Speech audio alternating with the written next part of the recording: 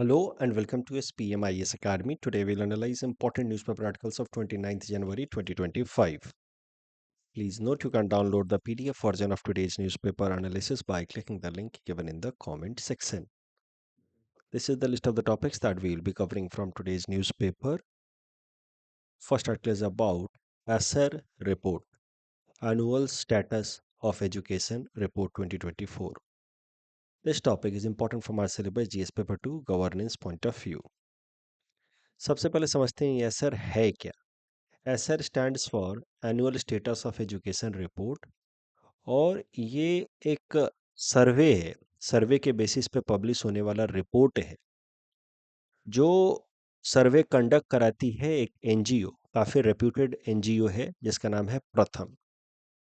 और ये सर्वे basically NGO द्वारा सुपरवाइज्ड होता है, बट इसमें काफ़ी सारे सिटीजन्स भी पार्टिसिपेट करते हैं जो वॉलंटरी बेसिस पे इस एनजीओ के लिए काम करते हैं और अलग अलग जगहों पे जा कर के फिर डेटा कलेक्ट करते हैं with respect to status of education in the country.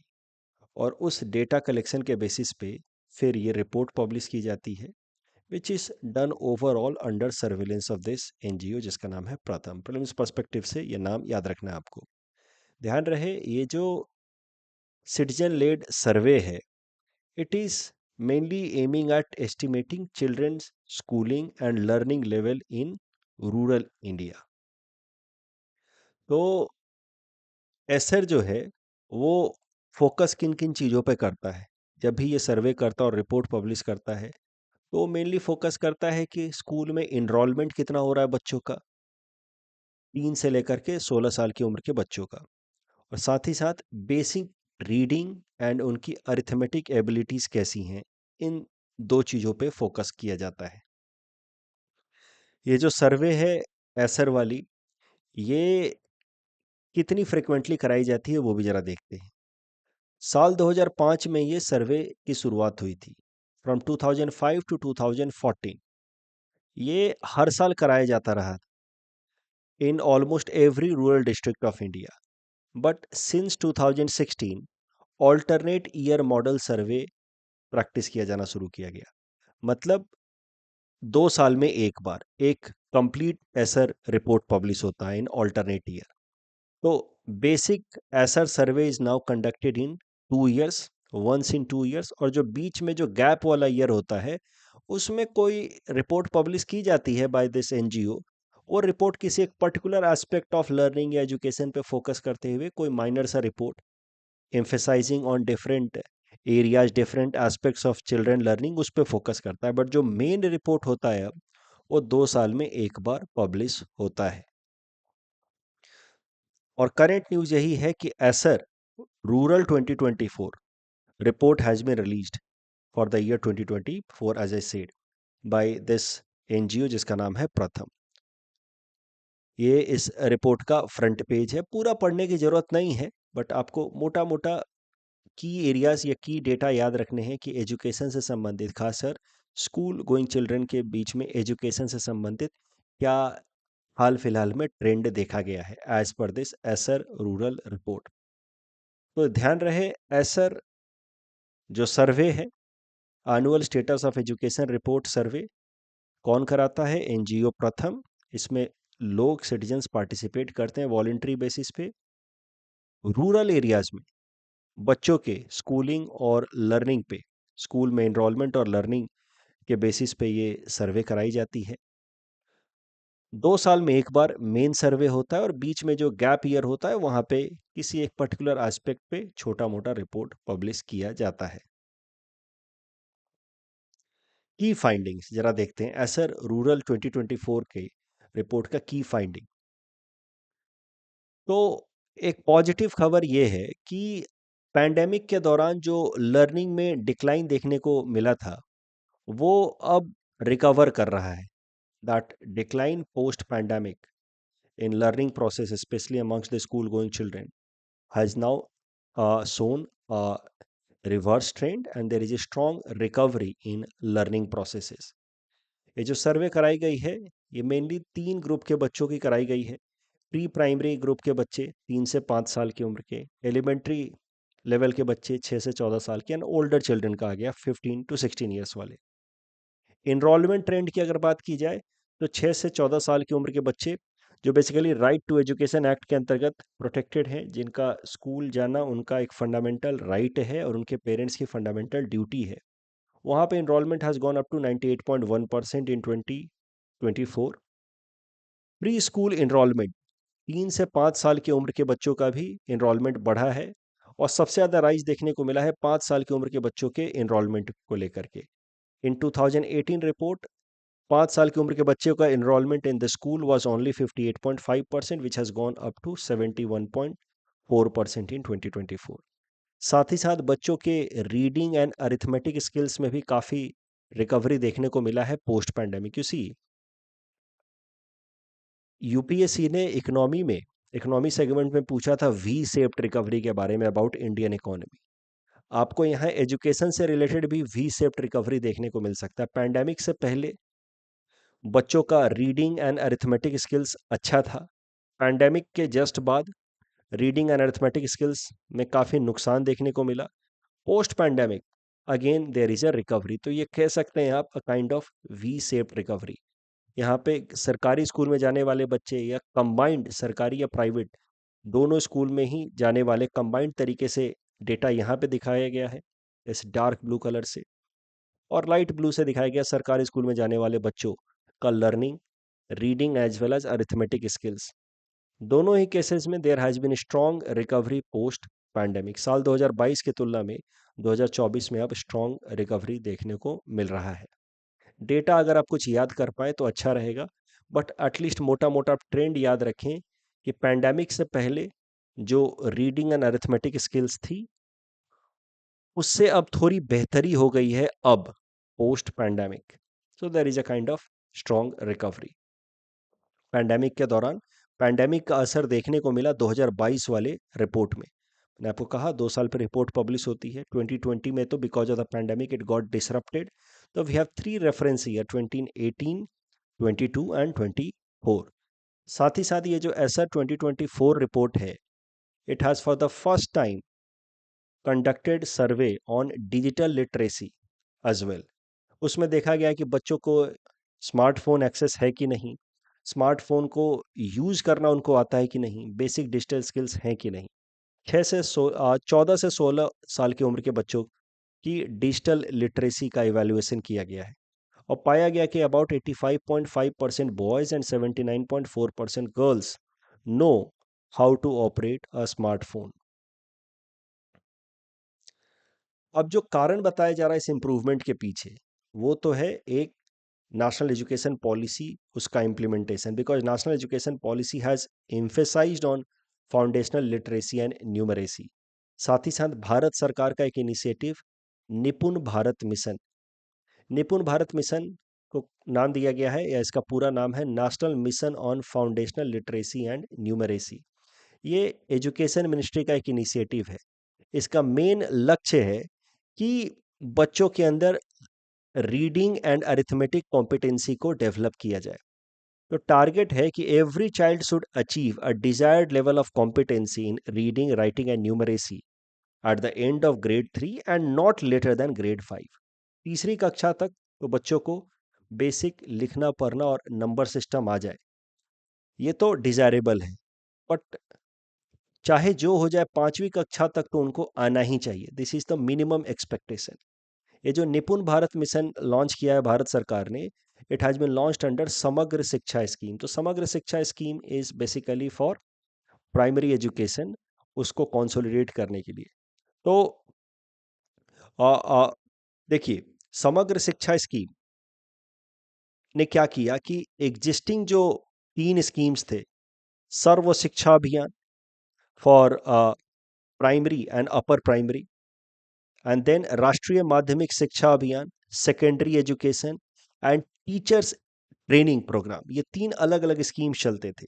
समग्र Shiksha Abhiyan is now for primary as well as secondary education, उस पर फोकस करता है, और basically it aims at strengthening the learning process of children from pre school to class 12।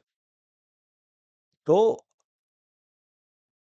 समग्र शिक्षा अभियान के अंतर्गत जो पहले से चल रहे 3 स्कीम्स थे एजुकेशन से संबंधित, सर्व Shiksha Abhiyan for primary education, राष्ट्रीय Madhyamik Shiksha Abhiyan for secondary education and teachers training program जिसका नाम था टीई, इन तीनों को सब्ज्यूम करके अब एक स्कीम बना दी गई समग्र शिक्षा अभियान। और समग्र शिक्षा अभियान के अंतर्गत कई सारे मिशन से स्टार्ट किए गए, उसमें से एक महत्वपूर्ण मिशन है निपुण भारत मिशन। और निपुण भारत मिशन के अंतर्गत फिर कई सारे इनिशिएटिव्स लिए गए जिसका पॉजिटिव इम्पैक्ट हमको देखने को मिला in the recovery of learning as well as reading and arithmetic skills of children in rural areas, school going children in rural areas। तो आई होप आपको ये पूरा का पूरा मामला समझ आ गया। ऐसा रिपोर्ट है, स्ट्रॉन्ग रिकवरी है जो एक पॉजिटिव साइन है। और रिकवरी के पीछे नेशनल एजुकेशन पॉलिसी है निपुण भारत मिशन। निपुण Bharat mission ministry of education का इनिशिएटिव अंडर समग्र शिक्षा अभियान, एंड समग्र शिक्षा अभियान itself is a result of subsuming 3 existing schemes with respect to school education: सर्व शिक्षा अभियान, माध्यमिक शिक्षा अभियान एंड टीचर एजुकेशन। इस टॉपिक डिस्कशन के बेसिस पे ये प्रीलिम्स प्रैक्टिस क्वेश्चन हमने आपको दे रखा है। Please attempt this question and submit the answer in the comment section. The next article is about deep seek and Sputnik moment. This topic is important from our syllabus, GS Paper 2, International Relations point of view, also for GS Paper 3, Science and Technology. Deep seek है क्या, पहले ये समझते हैं। ये एक China based AI company है जिसको 2023 में फाउंड किया गया था by a hedge fund manager, I am so sorry, Liang Wenfeng. तो कभी कभार नाम पूछ लेते हैं, वैसे तो रेयर है बट पूछ सकते हैं। Liang Wenfeng, a hedge fund manager, and now he started a company in 2023 जिसका नाम था DeepSeek. AI based company है। AI based company DeepSeek ने हाल फिलहाल में एआई मार्केट को पूरी तरह से डिसरप्ट कर दिया है। इसने हाल फिलहाल में कुछ एआई टूल्स रिलीज किए, इसमें से एक प्रोमिनेंट टूल है deep seek R1। It's a kind of free chatbot app, and because of its efficiency, competency, this DeepSeek R1 has become the most downloaded free application on US App Store। Apple का US App Store पे ये most downloaded free application बन गया, even beating chat GPT. इसने पूरा का पूरा AI market को डिसरप्ट कर दिया। ये चैट जीपीटी के तुलना में कई सारे मामलों में बेहतर है। अगर परफॉर्मेंस की बात की जाए प्रोसेसिंग में, तो कॉम्परेबल है चैट जीपीटी के तुलना में। They are almost comparable as far as processing is concerned, but DeepSeek R1 excels in mathematics, coding and natural language reasoning over ChatGPT। उससे भी ज्यादा महत्वपूर्ण बात यह है कि DeepSeek R1 को डेवलप किया गया at a very lesser amount of fund. ऐसा माना जा रहा है, ऐसा रिपोर्ट आया है कि approximately $6 million has been invested or spent in development of DeepSeek R1 as compared to $100 million for GPT-4 version. और उसके बावजूद भी GPT-4 वर्जन का कंप्यूटिंग पावर जो है वो कई सारे मामलों में DeepSeek R1 के तुलना में कम है। और पावर रिक्वायरमेंट की बात की जाए, इलेक्ट्रिसिटी रिक्वायरमेंट की बात की जाए, तो DeepSeek R1 is better as compare to GPT-4। तो सरल भाषा में कहें, प्रोसेसिंग में DeepSeek and ChatGPT are similar, yet in some other computing purposes like coding and mathematics, DeepSeek R1 seems to be better, but most importantly, the amount of fund required to develop DeepSeek is a fraction of what was required to develop ChatGPT का 4 version, GPT-4 version. सो इस कारण से पूरा का पूरा जो AI market है disrupt हो गया है। इवन जो एआई बेस्ड स्टॉक्स हैं वो डिक्लाइन करने लगे हैं, क्योंकि जितना लोगों को भरोसा था जीपीटी सेगमेंट में, चैट जीपीटी, ओपन एआई जिसने चैट जीपीटी को डेवलप किया है, कि ये कंपनी आने वाले टाइम में रूल करेगी दुनिया में, क्योंकि AI the coming age of AI.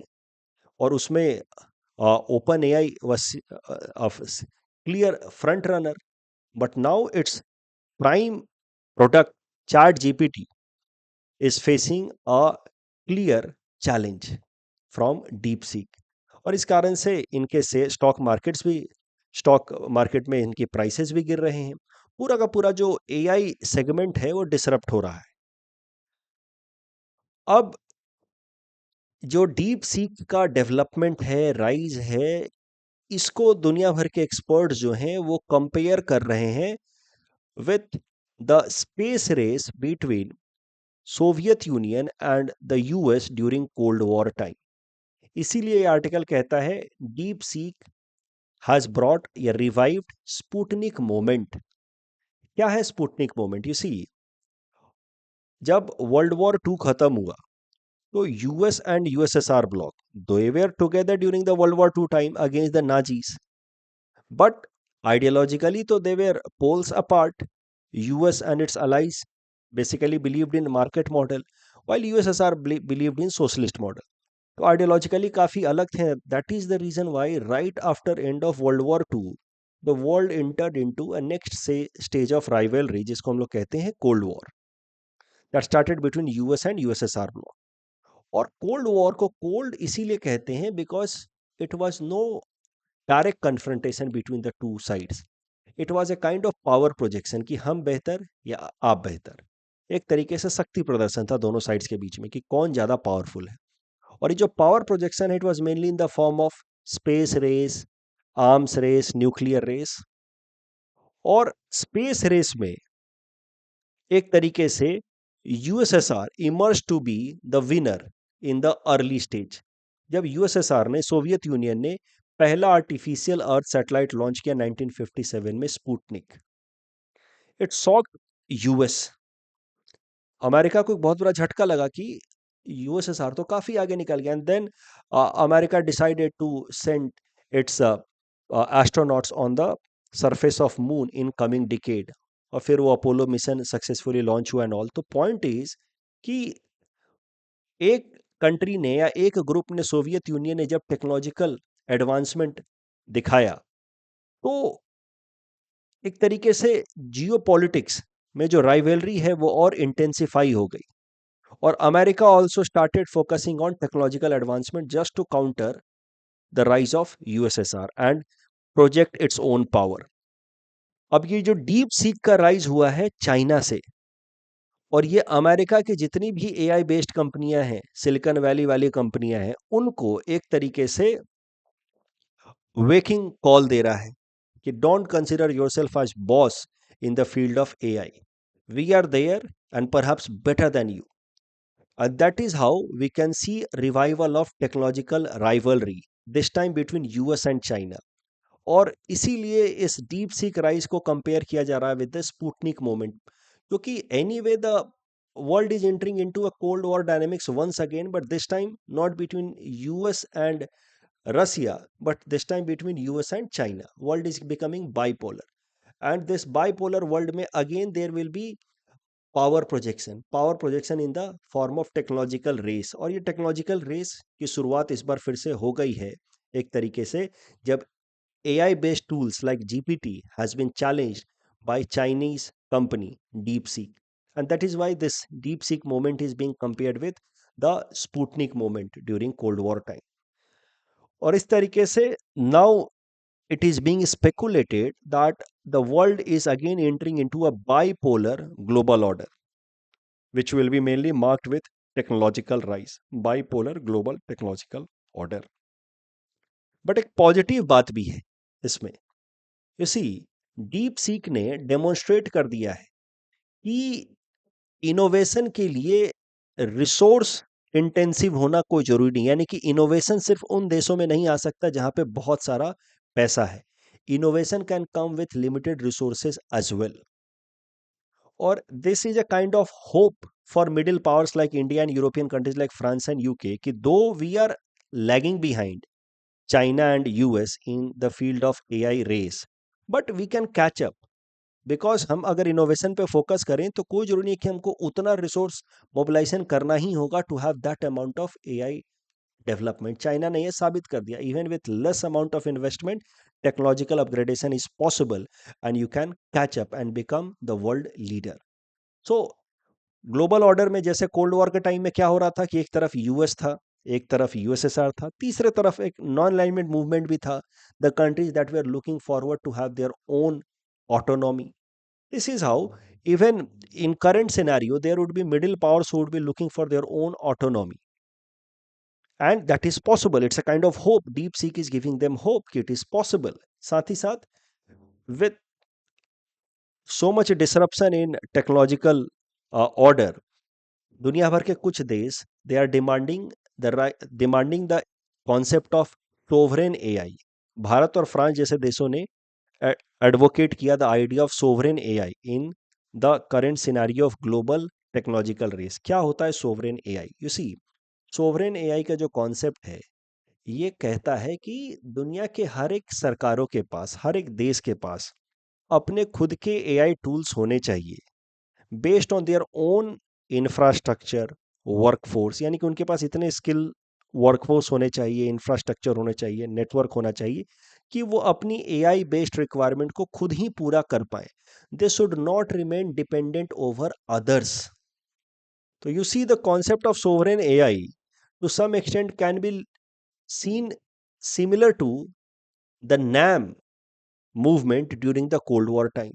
NAM countries क्या मानते थे कि we need to maintain our sovereignty, we need not to remain dependent over either US bloc or USSR bloc to fulfill our necessities. Similarly, the sovereign AI का concept that is on demand, that is on the rise in current time, can be considered as an attempt to maintain own strategic autonomy. Sovereign AI मतलब हमें किसी और पे dependent ना रहना पड़े।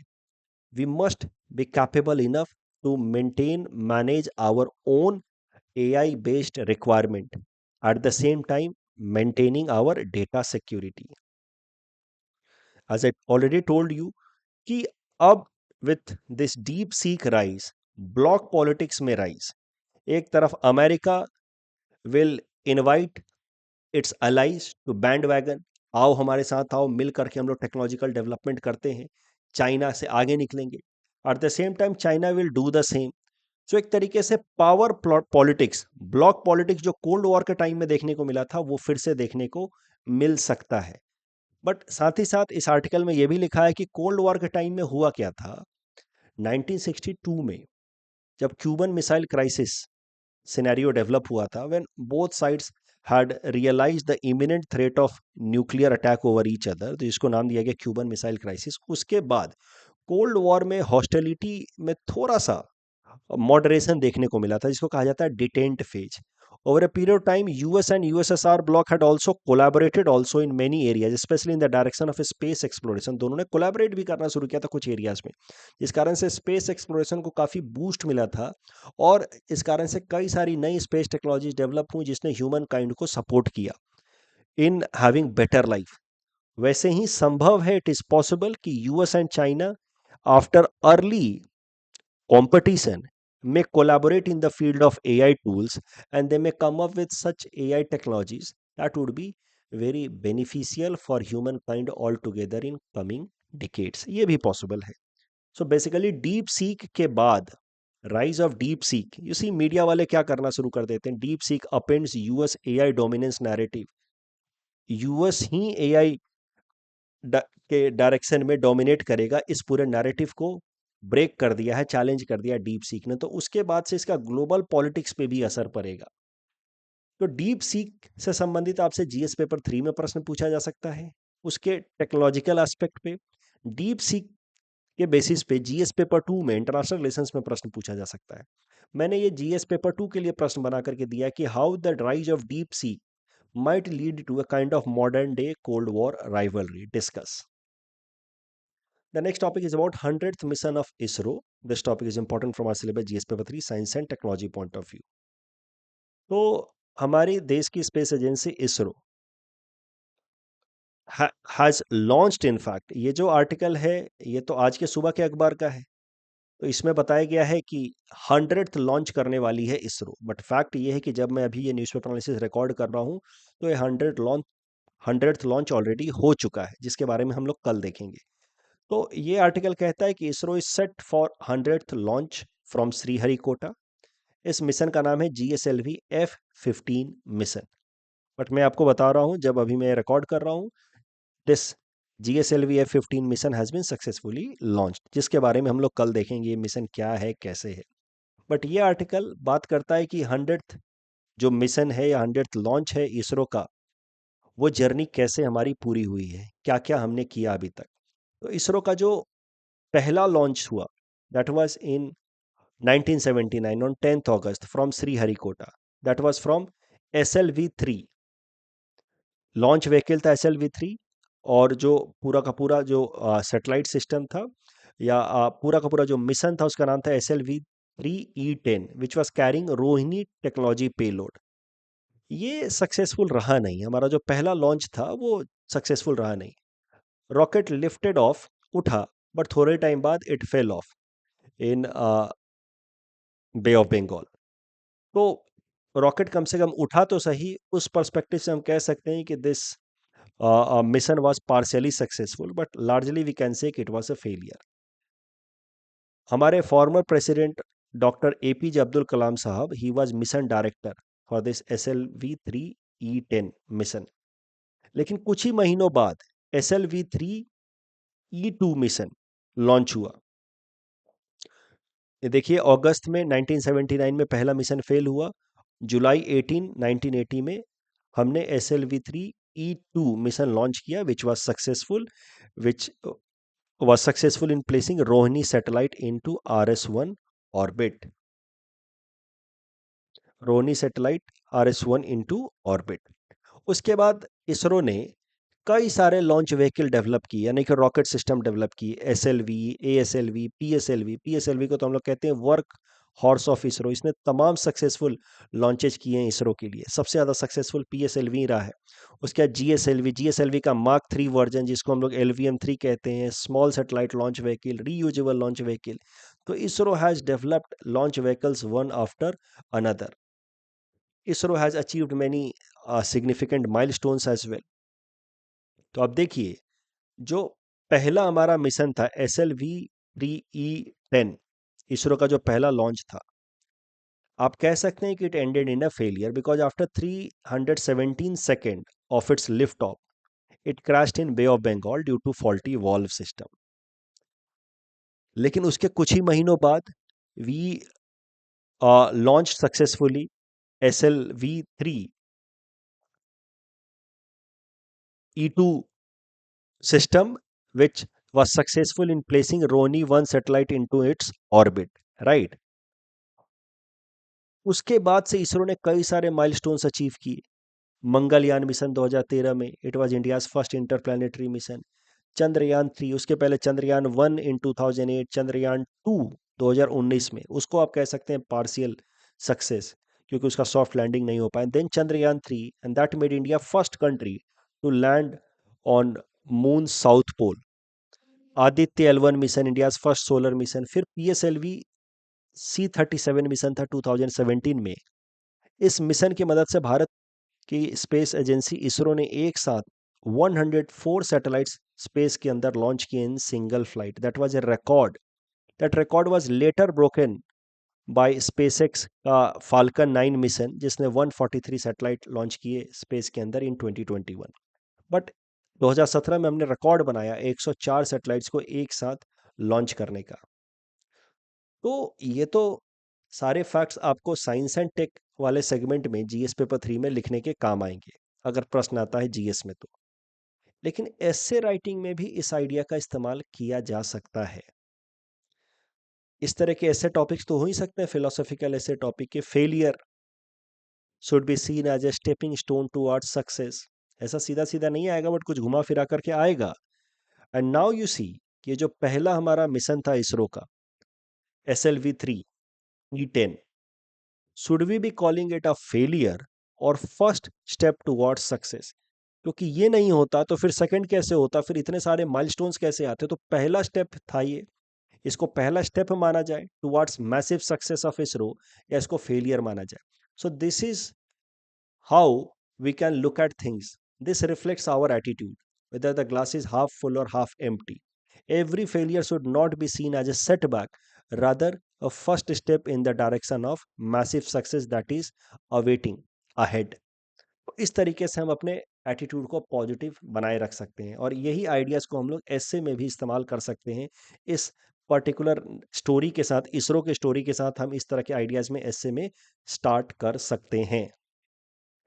साथ ही साथ जरा ये भी सोचते हैं, देखते हैं, इस आर्टिकल में ही बताया गया है कि श्री हरिकोटा को ही क्यों चुना अब्दुल कलाम साहब ने, और जो हमारे स्पेस साइंटिस्ट थे उस टाइम के, विक्रम साराभाई, क्योंकि विक्रम साराभाई और अब्दुल कलाम साहब यही दो पायोनियर्स हैं स्पेस टेक्नोलॉजी के फील्ड में हमारे देश में। उन्होंने श्रीहरिकोटा को इसलिए चुना क्योंकि इक्वेटर के वो नज़दीक है। इक्वेटर के नज़दीक होने से क्या होता है कि अर्थ तो रोटेट कर रहा है, बट यू सी, अगर अर्थ रोटेट भी कर रहा है तभी अगर आप देखिए, एंगुलर स्पीड तो चलिए हर जगह एक है, बट आप लीनियर स्पीड देखें।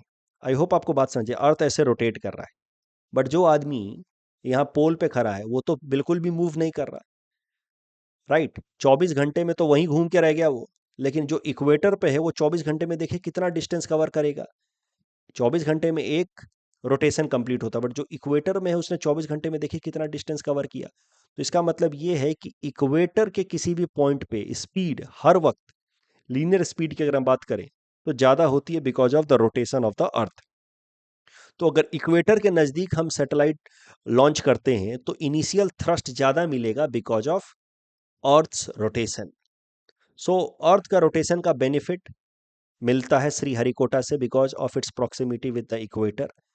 दूसरा, श्रीहरिकोटा के आसपास का एरिया काफ़ी खाली है, इनहैबिटेड है, और नियरनेस टू द सी, इस कारण से अगर कोई अनटुवर्ड इंसिडेंट होता है तो उस रॉकेट को हम लोग आराम से, उस रॉकेट के डेब्री को हम फॉल करवा सकते हैं in the sea, and we can avoid any unnecessary catastrophe. एक और कॉन्सेप्ट होता है एजिमुथ कॉरिडोर का। एजिमुथ कॉरिडोर क्या रहता है कि मान लीजिए कि यहाँ से हम सैटेलाइट लॉन्च कर रहे हैं, तो azimuth angle is basically angle between the north direction and the orbit in which we are looking forward to launch the satellite। तो ये हो गया मान लीजिए एजिमुथ एंगल। तो श्रीहरिकोटा से एक बेहतर एजिमुथ कॉरिडोर मिलता है टू लॉन्च एनी सैटेलाइट। अब ये काफ़ी टेक्निकल है, एजिमुथ कॉरिडोर क्या है, कैसे है, even I don't understand to great extent, but I just want you to understand a word जिसका नाम है एजिमुथ कॉरिडोर। कि azimuth corridor is basically an angle between the northern direction and the plane that is to be created because of the orbit of the launched satellite. और श्रीहरिकोटा से azimuth corridor बेहतर मिलता है for launching any satellite, and that is why Sriharikota was chosen. इस topic discussion के basis पे prelims practice question हमने दे रखा है। Please attend this question and submit the answer in the comment section. The next article is about corpse flower, important from prelims exam point of view, हर जगह news में आ रहा था तो देख लेते हैं। देखिए, कॉप्स फ्लावर हाल फिलहाल में न्यूज में क्यों आया, क्योंकि सिडनी के अंदर कॉप्स फ्लावर हाल फिलहाल में ब्लूम किया, और उसी दिन न्यूयॉर्क के अंदर भी एक तरीके का कॉप्स फ्लावर देखने को मिला। ये कॉप्स फ्लावर क्या है, 10-10 साल में एक बार ब्लूम करते हैं, मतलब इनका ब्लूमिंग बड़ा रेयर होता है, that is why they were in news. In fact ये जो सिडनी वाला कॉप्स फ्लावर था, it bloomed after a decade. So they are known for their rare and unique blooming. They rare, they bloom once in every few years, and then they last about a day only. इनको cops flower इसलिए कहते हैं क्योंकि इनसे बड़ा ही strong order निकल करके आता है, लाइक अ रोटिंग फ्लेश। ये इस तरीके का ऑर्डर क्यों रिलीज करता है, रोटिंग फ्लेश जैसा? क्योंकि उससे इसको मदद मिलती है इन अट्रैक्टिंग इंसेक्ट्स टुवर्ड्स इटसेल्फ, और वो इंसेक्ट्स पॉलिनेशन में मदद करते हैं इस कॉप्स फ्लावर को। ये इस रॉटिंग फ्लेश जैसे स्ट्रॉन्ग ऑर्डर को रिलीज करने के लिए it emits many chemicals like dimethyl disulphide, dimethyl trisulphide, 3 methyl butanol, methane methanethiol. ये पूरे नाम याद नहीं रखने हैं, पॉइंट ये है कि ये कुछ गैसेस इमिट करता है जिससे स्ट्रॉन्ग ऑर्डर रिलीज करता है like a dead rotten flesh. उससे ये इंसेक्ट्स को अट्रैक्ट करता है अपने पास, और वो इंसेक्ट्स इसकी मदद करते हैं इन पॉलिनेशन। ये जो केमिकल्स हैं, these chemicals are responsible for this foul odour, ये जो फॉल ऑर्डर है it can be detected even from a distance of about 100 meters. This corpse flower has been categorized as endangered species by IUCN. These many facts you have to keep in mind. इससे related prelims में प्रश्न पूछा जा सकता है. ये prelims practice question है on the basis of this particular topic. Please attempt this question and submit the answer in the comment section. Uniform civil code पे जो प्रश्न था उसमें दूसरा स्टेटमेंट गलत है. डीपीएसपी के कोई भी प्रिंसिपल्स या प्रोविजंस मैंडेटरी तो नहीं हो सकते. पहला स्टेटमेंट सही है. ब्रह्मोस से रिलेटेड तीनों स्टेटमेंट सही हैं. यहाँ पे again stove lighter and piezo electric सही है. लेजिन तो सिंपल था. It is from Maharashtra. That's all from our sir for today. Thanks for watching.